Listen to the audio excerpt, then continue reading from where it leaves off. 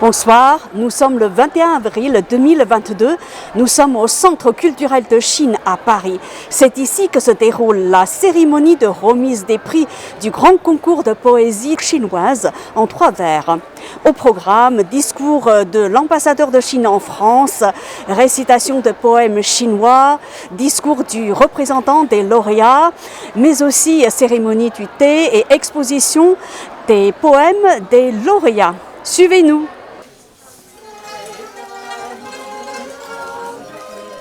L'auditorium du Centre culturel de Chine à Paris fait salle comble. De nombreuses personnalités chinoises et françaises se trouvent ici pour assister à la cérémonie de remise des prix du grand concours de poésie chinoise en 3 vers 2022. Lu Shaye, ambassadeur de Chine en France, prend place sur l'estrade pour prononcer son discours. Il déclare « En 2010, le département de la communication globale des Nations Unies a introduit les journées des langues. La journée de la langue chinoise, quant à elle, a été fixée au 20 avril, date qui marque le début de la période de la pluie de céréales, l'une des 24 périodes solaires du calendrier lunaire chinois, et ce pour rendre hommage au Cangjie, créateur des caractères chinois. Aux jeunes élèves présents aujourd'hui, je voudrais dire que vous êtes comme de jeunes arbres nourris par les pluies printanières. J'espère que vous continuerez à perfectionner votre chinois, deviendrez les futurs ambassadeurs de l'amitié sino-française. 12 enfants montent à leur tour sur l'estrade. Ils récitent plusieurs poèmes chinois, sous les applaudissements nourris de l'auditoire.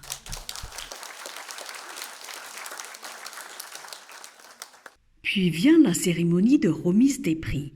27 candidats ont reçu des prix, dont 15 médailles de bronze, 9 médailles d'argent et 3 médailles d'or. Effectivement, je remarque aussi à Paris des sinologues qui prétendent d'avoir fait la recherche de la Chine pendant de longues années. Mais pourquoi ils ne peuvent pas transmettre des informations, une image objective de la Chine au public français? Je me demande souvent, et peut-être c'est à cause des présagés idéologiques, ouais. Et peut-être parce qu'ils n'ont pas voyagé souvent en Chine pour constater le développement actuel de la Chine. Peut-être leur dernière visite ou bien voyage en Chine date déjà très longtemps. Mais vous connaissez, la Chine se développe très rapide. Elle change chaque jour. Et le niveau de vie de la population chinoise, le niveau des droits de l'homme, de la démocratie en Chine se développe aussi du jour au jour le jour. Donc, je pense que pour connaître profondément ou bien objectivement la Chine, il faut y aller, voir de son propre yeux, et il faut, s'adapter au développement réel de la Chine, au lieu de se fermer dans leurs idées archéologiques. Ouais. Il faut être en phase du temps. Et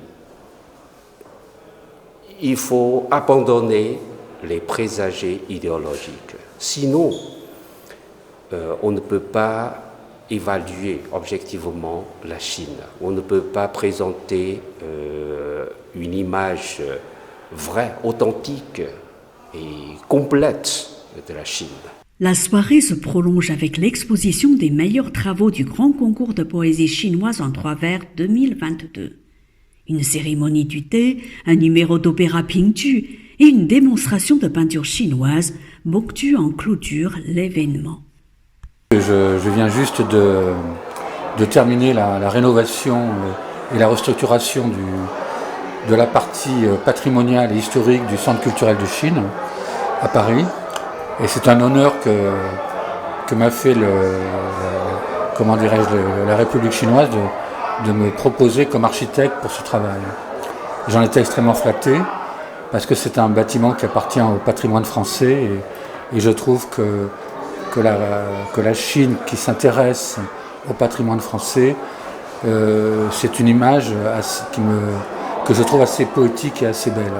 Alors, sincèrement, je pense que c'est très très important. Parce que d'abord, j'ai ma fille qui apprend le chinois, déjà, personnellement, mais bien avant que je sois impliqué dans le projet de restructuration. Et je pense que l'intérêt de ces échanges, c'est avant tout la volonté que chaque langue et surtout chaque écriture, parce que pour nous l'écriture chinoise est quand même un mystère, fasse un effort d'aller l'un vers l'autre. C'est-à-dire que ce n'est pas qu'une langue comme une autre. D'abord c'est une langue qui a une histoire incroyable, mais surtout dans la mesure où on ne sait même pas la lire. Moi je ne sais pas la lire. Je trouve ça extraordinaire qu'on fasse l'effort d'essayer de comprendre d'abord l'écriture pour ensuite parler la langue. Et cet effort d'un pays vers l'autre, dans les deux sens, je trouve ça extraordinaire. Alors l'enseignement du chinois se passe très bien, on a de plus en plus d'étudiants à l'Institut Confucius de Neoma Business School et ça se passe, on enseigne le chinois aux étudiants de l'école de commerce et sur des parcours différents et au grand public également. Évidemment une grande surprise d'abord, car je ne m'attendais pas du tout à gagner, car je n'avais jamais fait de poésie auparavant, et surtout un grand honneur, car c'est un événement totalement nouveau. Alors, tout d'abord, comme c'était de la poésie, c'est pas le chinois de la vie de tous les jours, donc j'ai dû me concentrer sur lire quelques textes pour savoir un peu comment mettre en place la structure des phrases. Dans mon cas, j'étais un peu seul dans mon apprentissage, j'étais entouré de beaucoup de camarades qui parlaient déjà chinois, et donc c'était un peu compliqué, et donc vraiment, pour ceux qui apprennent le chinois, pas abandonner, trouver des gens avec qui discuter, des personnes qui parlent chinois, et continuer. Alors je suis très fière et agréablement surpris d'avoir reçu ce très grand prix. Et ça prouve qu'il faut toujours persévérer dans la vie, que ce soit pour n'importe quelle matière, n'importe quelle culture ou n'importe quelle langue. Et qu'on peut toujours faire des efforts ou même se tromper, ça peut payer parfois. Alors ça remonte à très longtemps quand j'étais tout petit. Pour augmenter mon niveau en chinois oral et mon imagination, avec ma mère, ensemble, on créait des histoires en chinois. Et c'est cela qui m'a permis de, entre autres, créer ce poème. Et surtout, quand j'ai su que le thème de ce poème était le printemps et qu'il était à 3 vers, je me suis dit, c'était assez simple car je suis un enfant du printemps. Eh bien, je suis très heureuse car j'ai pu gagner un prix, ce qui est très bien.